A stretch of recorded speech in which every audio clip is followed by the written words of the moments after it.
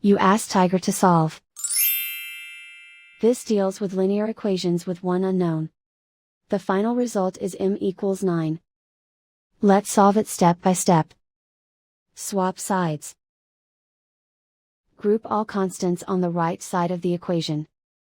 Subtract 30 from both sides. Group like terms. Simplify the arithmetic.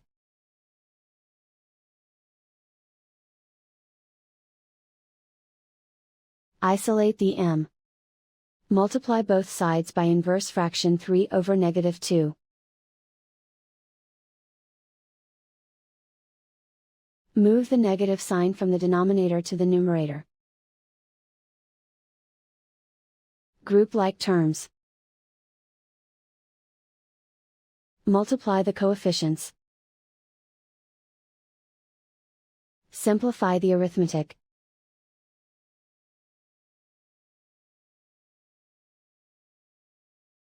Move the negative sign from the denominator to the numerator. Multiply the fractions. Simplify the arithmetic. And so the final result is m equals 9.